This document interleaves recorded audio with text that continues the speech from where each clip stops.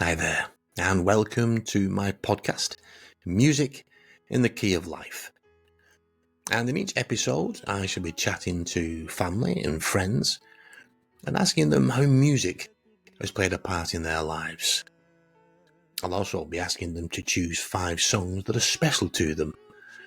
What memories that particular song evokes, whether it's a happy one or a sad one. So, without further ado, here's the episode. Hello, welcome to my first official podcast of Music in the Key of Life and my very first guest, all the way from the US of A. Good evening, sir. How are you? Good evening, young sir. I am well. How are Excellent. you? Good to see you. Good Yeah. to see you, and thank you for being my first guest Oh, thanks on for having me. Music in the Key of Life. So, for everybody who doesn't know you, just introduce yourself. Well, I am actually, as you well know, your older brother. My name is Peter Dawson. Do you have a middle name, Peter? I was christened without a middle name when I took my first Holy Communion and got confirmed. I took my granddad's name, James. So I used to sign my name Peter James Dawson a long time ago, but I dropped the James after a while. But yeah, James. And when and where were you born? I was born on March 13th, 1954, and I was born in the little town of Lee, which used to be in the wonderful county of Lancashire in England, but it has now been demoted into the Greater Manchester area. But Lee, yes. It was actually it may have been like a suburb of Lee called Firs, Firs. There was a maternity hospital there, and I was born at Firs Maternity Hospital on March 13th. Right, so, okay. So where was home then? Home was in the little town of Golborne, which was about 6 miles, I think, to the west of Lee. Yeah, Golborne. And we lived in a small street called Barton Street in Golborne, number 3, 2 up, 2 down. Lovely little house. That's where we lived when I was. Goulburn was famed for it was a mining town, wasn't it? It had its pit. Yeah, there was a coal mine in Golborne. It was mostly mining and textiles. There's a couple of textiles mills as well. Yeah. And your parents' names? Dad's name Walter Henry Dawson. Mum's name's Nora Dawson, née Horrigan. And when you were young, obviously living at home, what were their occupations? Dad, when I was growing up in Barton Street, Dad was a bus conductor for the Lancashire United Transport Company, LUT. He was a clippy, and Mum was I think she worked at Sunpat in the early years, which was like they used to make peanuts and raisins and all that kind of thing, confectionery. There's a factory not far from where she lived, and that's where she worked. So when you were young, and we kind of looking at age from very young up until, say, when you were 11 before you started high school. So what sort of music was played in the house? What sort of music did your mum and dad listen to when you were young? Oh, do you realise how far back you're asking me to go here? You've got a good memory. Oh, yeah, I'd have to, wouldn't I? Well, I can remember... Yeah, I remember we had a piano in the house for a while.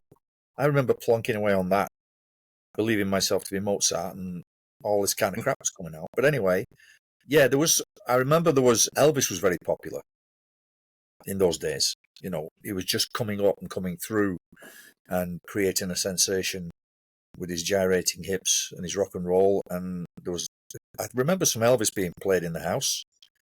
And also, I'd say in the early 60s, about 62, 63, 64, the Beatles were being played quite a bit because, we had the whole thing, Beatlemania, back in the early 60s. And so you had the Beatles, Rolling Stones, Jerry and the Pacemakers, Freddie and the Dreamers, all those, like golden bands from those early days of rock and roll and pop. So a lot of that got played. My mum also, she did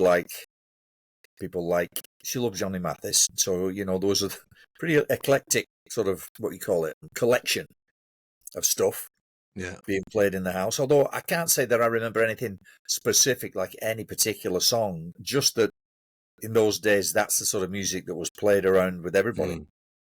Yeah. So was there a lot of music played in the house as you can remember? I can't really remember a lot of music being played in the house. I know that there would have been music played, especially at the weekend. Yeah. On a Sunday, Mum would have had the radio on and she'd have been playing some music or other, because she did like it. I think during the week, though, with everybody working and everything, there wasn't really much time to play music. And back in those days, the TV only came on at 4:30 in the afternoon. When we did get a TV, that was it. That the TV would be on rather than the radio.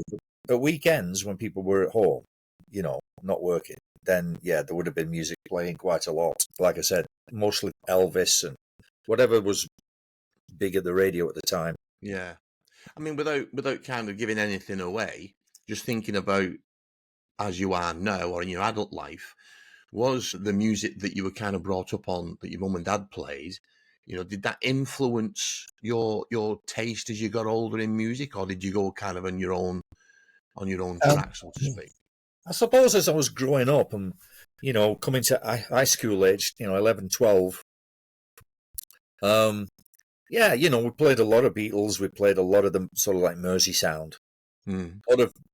We didn't play an awful lot of American stuff. The Beach Boys, I think, were like mid-60s, but we and people like that. But we didn't really play an awful lot of American music. Most of the really good stuff that we played was homegrown stuff. It was the Beatles or something like like I said, the Stones, Jerry and the Pacemakers, Kinks. And that's probably me trying to ignore it. So that's what I would listen to growing up. And then, of course, the only kind of American thing I would listen to that I was interested in was Elvis, to be honest with you, because he was a cut above everything, really, especially from the American market, because there wasn't an awful lot coming out of the American market back then.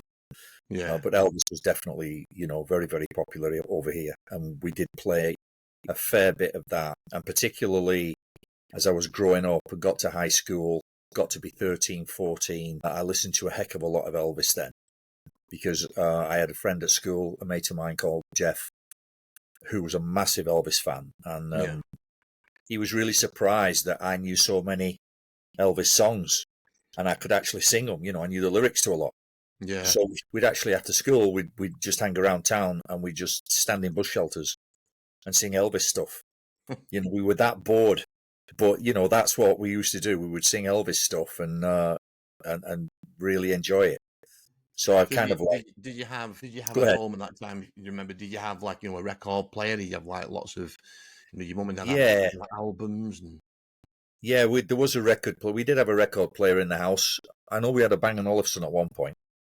But I can't for the life of me remember the names of any of the earlier sort of like stereos that we used to have. Yeah. But I remember we did have one. We had speakers on the wall. One speaker was up at one side and one was up at the other. And we had that stereo effect, and that was really amazing. It used to knock me out that when I heard that.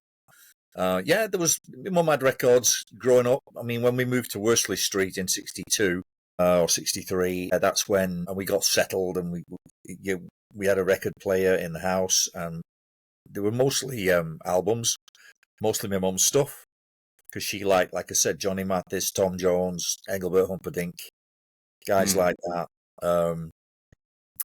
What's his name? Williams. What was his first name? Andy Williams. Andy Williams. Yeah. She'd play him. All like kind of crooners at that time, weren't they? Yeah. And I remember she had a couple of Frank Sinatra albums as well. So she'd play that stuff. And me, for my part, I would just be listening. This is like in the early 60s or maybe even mid 60s. I'd be listening to pirate radio, like Radio Caroline or something like that, and trying to tape stuff off the radio unsuccessfully almost every time.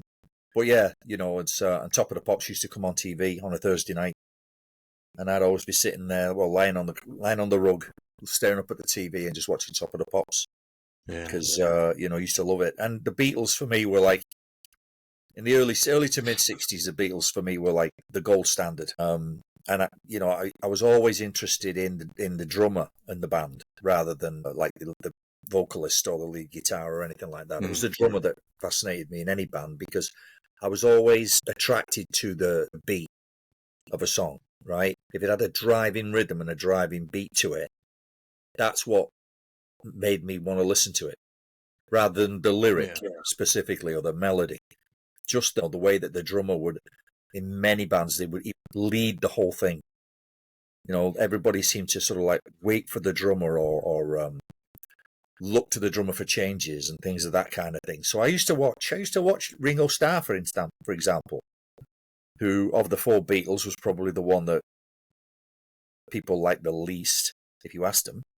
But for me, when I watched him play, I thought, he's not a bad player. He's not a bad drummer. Yeah. And given the kind of kit that he had back then, back in the 60s, what he was allowed to play, he did okay. He was a good drummer. So I used to listen to them. Dave Clark 5 was another one. Oh, I listened to Dave Clark 5, bits and pieces, and what was the other thing they did? Glad All Over. Glad All Over, yeah. And again, it was that strident, striking beat that always attracted me. When I was looking to, well, what kind of albums do I want to listen to? What kind of bands do I want to listen to? It was always something where you had the bass player and the drummer really kind of like leading up pretty much all of the rock and roll stuff or the heavy rock stuff that they were coming out with. Yeah. Right now, as you know, I've asked you to choose 5 songs that are special to you, that mean a lot to you over the years, that bring back certain memories, whether it's a happy memory or a sad memory. So, what's your first choice? Well, my first choice would have to be Seven Seas of Rhye by Queen. I became a massive Queen fan as soon as I heard this record. This was 1973. And I was listening. I was my day off work, and I was sitting at home, and I was listening to the radio. And I remember David Hamilton came on. I'm pretty sure it was Radio 1. And all I heard him say was, "This is Queen." And then Seven Seas of Rhye came in, the piano and everything else. And I listened to it and I thought, what the hell have I just listened to? This is unbelievable. Never heard anything like it. Brian May's guitar was just mesmerizing, and Roger Taylor's drumming was unbelievable. And I remember you coming home from work and telling you when you came in, I've just heard this band called Queen, and you telling me that you'd heard it, I think the day before or something. And both of us, I think, at that point in our lives in 1973, just suddenly became really big Queen fans. So yeah, it's Seven Seas of Rhye by Queen, the first single that I ever heard from them, and it started off, a real journey for me in my musical my musical life. And just obviously at that time, so that was 73, wasn't it? So you'd have been about 17. So we're going to kind of move on to your teenage years. I'd have been 17, thanks, kid. I was 19, but never mind. Take a couple of years off you. You were 17. Yeah, but your teenage years, for me, I mean, I love my teenage years as far as music is concerned, and because Queen had their own distinct sound, did that your teenage years, did your musical taste then kind of take off into a different direction than Elvis and the rock and roll stuff that you'd been listening to when you were younger? You mean like once I'd heard Queen? Yeah, it did. Because prior to that, I was already influenced by and immersed in the music of bands like Yes. I was into prog rock, basically. I was into like Yes and Floyd and, let's say, who else? Not Deep Purple. Yeah, to a certain extent, but they weren't prog. Moody Blues. Genesis were quite prog, weren't they? Genesis were quite prog at the time. Yeah, I listened to a bit of them. And there were bands that are no longer with us now, like 10 years after. That wasn't a prog rock band either. But Cream. I mean, yeah, so that was my that's what I was sitting down listening to with my eyes closed. And then I heard Queen, and I just thought there's something about this band that's so different from anything I've heard before. I don't know if it was Freddie's vocals, the fact that he had a 4-octave range. Never heard that before. Roger Taylor had a 5-octave range and was backing him up. But there was just something so imaginative about the Queen stuff, the music that they were producing, the imagination and the diversity of it. That they could play anything. They could do jazz, they could do ballads. Yeah. they could do opera, heavy rock, and stuff like that. So yeah, it did influence what I listened to, and I kind of I kept some of what I'd call the core of the prog rock with me, like Yes and Mike Oldfield and people like that. I still listen to them, and Tangerine Dream. But the rest of them, I'd stopped listening to a lot of it. I So the stopped listening. glam rock scene, that totally you were, like T-Rex and Slade and Mud and Wizard. Was that not something that kind of that you listened to at all? No, it's not something I would never have gone out and consciously bought one of their records. If they came on Top of the Pops and I was forced to watch them, I'd watch them. But they weren't anything that I thought.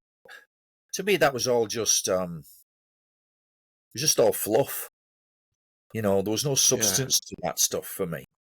And I like music with some substance, with some soul to it. Yeah. And with a story. And that did nothing for me at all. But listening to bands like Queen and Yes and Oldfield and people like that, yeah, they fulfilled all those criteria for me. They ticked all them boxes. So they were the bands I was listening to in my late teens, early 20s, for the most part. Right, okay. Yeah. We're going to move on now to your second choice. So what's your second choice of song? Well, my second choice is I mentioned his name before. It's Mike Oldfield, and it's Tubular Bells, which was released the same year as Seven Seas of Rye, 73. It was the first album to have been released on Virgin Records, and did extremely well. And again, this echoes back to a time, 1973, when I started to, you might say, become more conscious of my direction in life and my own spiritual journey. And I found myself being involved with groups who would sit for meditation and things like Qigong, Tai Chi, philosophy, all those things. And I was involved with one such group, and we used to meet in the house of one of the members once a week. And we would go for meditation, and in order to aid the meditation process, she would put a Mike Oldfield album on. It wasn't Tubular Bells. It was an album called On the Dawn. Yeah. But we would sit and quietly listen to this music as we tried to meditate and go deeper and relax and balance our chakras, do all the Om stuff. But I became very interested in Mike Oldfield's work at that point. And then when I heard Tubular Bells, I was just mesmerized by it. The beginning of it, as we just heard the undertones of then, very haunting. It was in the Exorcist film, wasn't it? Yes, which was the opening credits. Fit the film. It was absolutely brilliant. And he was young, wasn't he? I think 17. 17 when he wrote that. Can you imagine that? I mean, bloody hell. Yeah. And one thing as well, and another great choice, by the way, with that and a lot of progressive rock music that you were listening to, album-wise, they only had like a couple of tracks on them that lasted like 30 minutes, 40 minutes. So that appealed to you, though, did it? Yeah, it did. I don't know why. I listened to, like, for example, I think there was a Pink Floyd album, and I think it was Atom Heart Mother. It was either Atom Heart Mother or Ummagumma, both again mid-60s. That only had 2 tracks on the second side. Both like 20-something minutes long or whatever. And we didn't care. We were just so immersed in the music. So what was the appeal then of that? Of tracks being that length? For me, it was a case of, if you really like it, I mean, it's no good if you don't like the track. You're stuck with it. There's nothing else, right? But if you enjoy the track, you've got 25 minutes of this. And it's uninterrupted. And, let's see where it goes. Let's see how it flows. Let's see how it meanders. Does it change the story or the tone of the story? Or does he stay on the one theme? So I used to enjoy just being able to sit on the floor and listen with my eyes closed and just listen to something for 25 minutes. And if I wanted to meditate, for example, then being able to listen to a track that lasted 25 minutes without interruptions was perfect. Yeah. So kind of moving into your 20s. So obviously, you as a man, you were growing up. You you'd have started work. You would have had probably a different set of friends as well that listened to other types of music. So were you still listening to progressive rock at that time, or were you listening to kind of other types of genres of music? I'll tell you what I wasn't listening to. I wasn't listening to country and western. Couldn't stand that. I wasn't really listening to jazz. Certain folk music, certain folk music. There was some folk music coming through. You had Bob Dylan, Peter, Paul, and Mary were active at that point as well. I Simon and suppose Garfunkel as well, weren't they? I was about to mention them. Yeah, Yeah. they weren't specifically folk The musicians. early stuff. I think that the early stuff was quite Yeah. folky, wasn't it? Yeah. I used to love listening to Simon and Garfunkel. Definitely, I forgot to mention them. You carried on listening to the progressive rock through your 20s. Yeah. It was Moody Blues. Like I said, yes. Certain tracks from Pink Floyd were very kind of like progressive as well. Tangerine Dream, particularly Tangerine Dream in the mid '80s, I would say. When I was in my late 20s and early 30s. But yeah, that they were the main sort of pillars of my musical edifice, if that's the right phrase. Yeah. That I would listen to, that I would always want to listen to. I found it in many ways, there was a certain nostalgia about that kind of music. Can't really put my finger on why, but there was that nostalgic element, that sense of another time and another place, particularly with bands like Yes. Yeah, because they weren't kind of, when I say commercially successful, they could well have been commercially successful album wise, but they were the type of bands that weren't really bothered about being number one in the hit parade. No. They were album based bands, weren't they? Really, rather Yeah. than churning single after single. Yeah, like you're right. There wasn't anything commercial about bands like Yes, for example, or Mike Oldfield, for that matter. Right. It was just basically for the love of the music, and they just wanted people to listen to it. Freddie Mercury had the same philosophy. He didn't want to become political. He wasn't interested in being commercial. He just wanted to write the music and let people hear it and enjoy it. And that was his philosophy too. Yeah. And that struck a chord with me. That kind of music was a music I wanted to listen to. Yeah. Right, Pete. We come to your third choice. So what's your third choice? Okay. My third choice would be it's Pink Floyd, Comfortably Numb, 1978, I believe. So what memories does this bring back to you? Well, that was the year my son was born. Martin was born in 78. So he was born late on in the year, in December, but, my wife, his mom at the time, she was pregnant all the way through 78, pretty much. Right? So that expectation of our first child was something I won't forget, because it was like an unbelievable time. I'm going to be a dad. Who could possibly have dreamt that would ever happen? And just getting prepared for that momentous day when my son was born was something that occupied my mind quite a lot. So so this particular song, it was around that time of him being born? Just before, I think. Yeah, I think it was the summer. He was born in December, and I think it came out in the summer of 78. And it was just I just liked the lyric. It was quite a cheeky lyric in many ways. Yeah. And I just love listening to David Gilmour. I like his vocals, I like his guitar playing, Nick Mason's drumming, and it's just this idea that, he's completely spaced out. He doesn't need any help, thank you very much. And it was just what I thought. It used to make me smile just listening to that lyric. And I just loved it because it came out at a time when I was going through a really big sort of change in my whole life, it's almost like you become a father and you put away your childhood, you put all of that's in your past now. Now you've got to become an adult and take care of this child who you helped to create.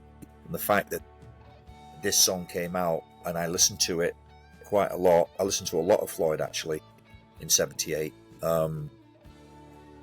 That and Queen, but this one really made me smile every time I heard it. So yeah, that's one of the reasons why I wanted it to be part of this 5. So we're gonna kind of move swiftly onwards to, and I'm going to take you kind of into your 40s now, because I think 40 is a milestone, especially for men. So were you still, because I know, speaking for myself, my genre, particularly genre of music that I was listening to, kind of did change as I got older, as I got over 40. So were you still listening to progressive rock in your 40s, getting to fizz, or, were you listening to something else? Is something else kind of catch your ear? I don't want this to sound too boring, but I had a very sort of narrow. I didn't really have a very wide range of musical genres that I enjoyed. That was the genre that I enjoyed. It was what inspired me.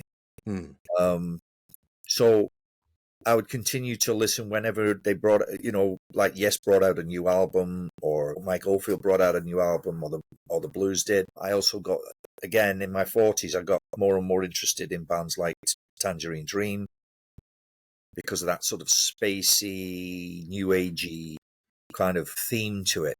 Yeah. Which I really liked. There wasn't much coming through in the 80s that really made me want to go, you know what? I'm going to put new age to one side, and I'm going to start spending money on buying albums from these guys. So a bit like as you kind of felt about music in the 70s, kind of during the 80s, which was kind of like the new romantics. So you had bands like Spandau Ballet and Duran Duran, U2, Simple Minds. None of those kind of, you didn't latch onto any of those. There were little islands of things that made my ears prick up a little bit, from bands like Duran Duran. I mean, I love Wild Boys. That was one track I used to like listening to. Don't we all? And there was another one, and I can't remember the name of it right now, but if it comes to me, I'll tell you. Spandau Ballet, yeah, Vienna was one of those, and especially, the video scene that came out. Ultravox. They were all making videos, weren't they? Oh yeah, but MTV was huge, wasn't it? Yeah, that's massive in the 80s, wasn't it? But when I saw the video that they brought out for Vienna, I was like mesmerized by that. I played it and I played it and I played it. I got goosebumps just watching it. Well, it became just as important as the song itself, didn't it, really? Yeah. The video. It did. And I've said this about a lot of songs, but, especially these days, and I've said, if it wasn't for the video, that song wouldn't do anything. And I say this. But sometimes I think that the video, you kind of watch a really good video and you forget to listen to the song because you're paying too much attention to the video. Yeah. Sometimes you have a video and it's just the band playing on stage, which is fine, I think, rather than going into like Steven Spielberg territory just for a 4-minute video. Yeah, I agree. But back in the 80s, like they were all doing it, weren't they? They were all making mini movies to accompany a single. Yeah. And like you say, a lot of people were just watching the video, and if you asked them to tell you the lyrics of the song, half of them probably couldn't tell you what they were singing. Yeah. Okay, Pete, your fourth choice, and what memory does this evoke? This is probably the greatest female vocalist ever to have come out of England. This is Kate Bush, Running Up That Hill. Right. 19. Oh, this girl was absolutely. I mean, I was just entranced by her.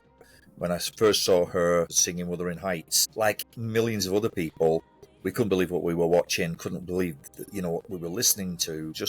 She was like an angelic little fairy, just dancing her way around that beautiful, high voice. Was she 19? Was she when she? Yeah, I think she was about 18, 19. Yeah. And again, there's the connection with Floyd because David Gilmour discovered her. That's right. Yeah. And promoted her. She got her first album deal, and she brought out the single Wuthering Heights, which was fantastic. But for me, of all of the tracks that she brought out, and I love nearly all of them, if I had to pick one at a pinch, it would be Running Up That Hill, because I just absolutely love what she did with that. Right? You think of the lyric, it's about somebody who is prepared to switch places with someone else so they won't suffer. Right? They're suffering, and she's basically saying, I'd make a deal with God and get him to swap our places. And I'd be doing this for you. I'd be running up that hill for you with no problem. Just a really, really sweet lyric. And then the video is incredible. You know, just watching these two people. She was a really good dancer, wasn't she? She was a gorgeous choreographer, yeah. Yeah, but she broke every mold. You know, it was a mixture of ballet. It was all these different elements in her work that she brought together. You know, it had a resurgence actually in America. I don't know if it has in England, wasn't it? Stranger Things, yeah. Yeah. When Sadie Sink's character was in that scene, and then they chose that music. And I remember watching that episode. I wasn't expecting it, and when I heard that intro, you know, that beat, yeah. I mean, what the hell are they doing, right? And I thought, oh, that's amazing. Yeah, beautiful song. Got quite a resurgence after that, didn't she? And that was 1985. That was what that evokes to me, brings back the memories of when my kids were young. Martin was about 7, yeah, and Sean would have been 4. And to me, they were the happiest times of my life, Paul. Yeah. They were like, that's when I was a young 30-something with a couple of kids, a wife, a purpose in life. You know, we had a home, a nice garden, a cat and a dog. You know, the whole 9 yards really. And just going, and you know, we all think back to really good times in our lives, and when we think back to them, we can't think of a rainy day. We can't think of a day when it was too cold or it was dark early. It was always brilliant, you know, sunshine. It was always spring or summer. It was always warm outside. You were in the garden playing, tennis over the washing line with the kids, you know, or taking them for a walk in the park with the dog. And those are the happiest memories I've got of my children growing up. And mixed into that bubble is the likes of Kate Bush, and that particular song. So that's what brings that back to me. Yeah. Right, I've got before we close, I've got some quick fire questions for you. Okay. Oh boy. So, if you can remember, that is.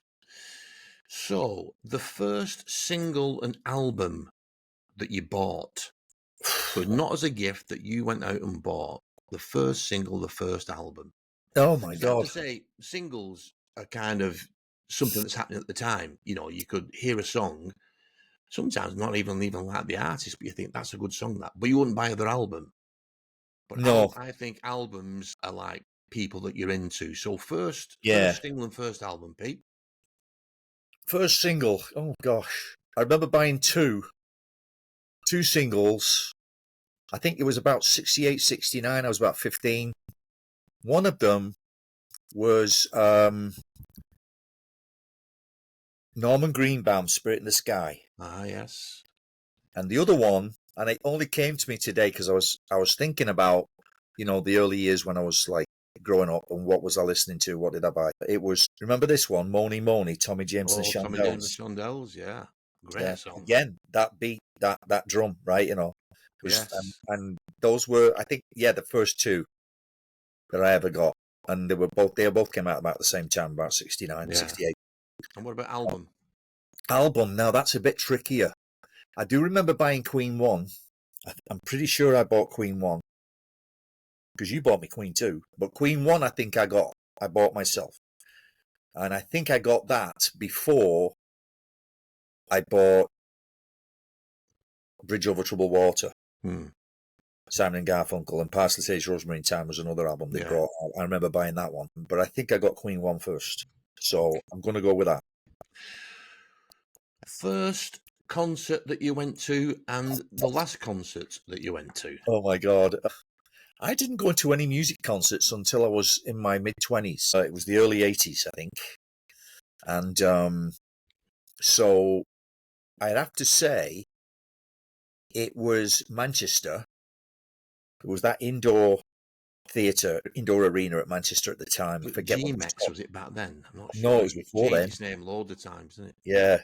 Manchester, Odeon, not Odeon, something like that. Oh, no, Apollo. Apollo. Yeah. Thank you. Yeah, it was the Apollo. Still going strong.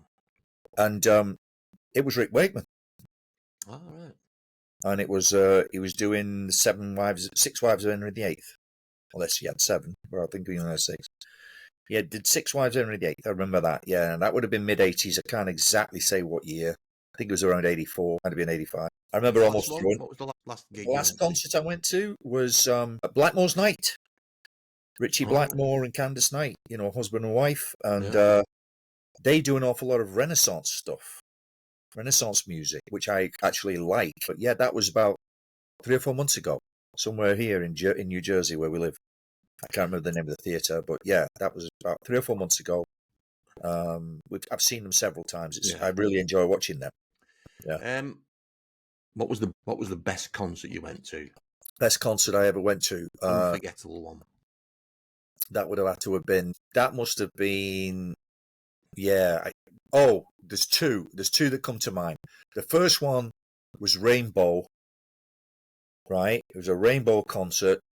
That was 2016. That was in Germany. Heidelberg. It was an outdoor concert. Was Blackmore with them then? Yeah, it was like he newly formed Rainbow, right? Richie Blackmore's Rainbow. And we went to Heidelberg, and it was like in this outdoor amphitheater with the view of the River Rhine just behind it. And it poured down with rain the whole day. And we were soaked because we'd been sort of like standing around waiting and everything. We were in this field, and then they let us in, and we listened. Manfred Mann's Earth Band opened for them, so that was great. And then they came on, and then when they came on, it stopped raining. But it was a great hour. It was just beautiful. The clouds parted, and there was rainbows everywhere. It was really weird because that's what we were listening to. So I'd say that was probably one of my best ones, followed by Roger Waters. He did The Wall over here. He likes coming to the States, and I just love anyone that you haven't seen that's still playing that you would like to see. That's still playing. Yeah. So anybody that's. I was going to say Queen. Well, that would be my next question. My next question is, which band or artist would you like to see that you haven't seen? Well, let's go with that. It's got to be Queen. It's got to be Queen. So there's nobody kind of out. Yeah, that's what I'm saying. But so there's nobody out at the minute that you would say, God, I would love to see them in concert. Maybe, I don't know. Let me think for a second. Maybe, I don't know. Maybe Mumford & Son or Rascal Flatts or someone like that. That sounds strange given the fact that I've not talked about that genre, but I do like that music. Yeah, you mentioned that you didn't really like country, but I think country, modern country now is quite rocky. It's not like it is Tammy Wynette and Conway Twitty type of country. That's the kind of country music I'm talking about that I can't stand, but the Mumford & Sons kind of, is it country? I don't know. It's difficult to pin it down, but I do like listening to that from time to time as well. Yeah, Mumford & Sons more so than Rascal Flatts. I'd like to see Mumford & Sons, I think. Yeah. Right. Okay. Now, we just come to your final choice and memory of this song. Gosh, so what's your fifth choice? Well, I started it with a Queen track. The first Queen track I ever heard. First Queen song I ever heard. So I can't do any better, I think, than finish this off with the very last video that Freddie ever made, which was Days of Our Lives from Innuendo. That would have been 1991. I think they recorded it in May. It came out in September. He passed away in November. I can't watch this without crying. He looked very ill, didn't he? Oh, he was man. He looked skeletal, and I've seen footage of backstage and trying to put the makeup on. You hear stories from Brian May, who talked about how he could hardly stand up. So the memories that this evokes, does it kind of take you right back to Seven Seas of Ride there, and you think when you first heard them and when you see, I can remember in the 70s first listening to them, and when they did do Seven Seas of Rye, and their hair was long, and they were young guys, they were brash, they were new, they were in your face, and then you come full circle to 1991 to Innuendo, which I think was recorded at Montreux, and and you look at Freddie there, and he's just wasting away. Yeah. But he still had the courage to get out there. It's one of those, when I'm at work and they occasionally will have like a karaoke day for the residents or something.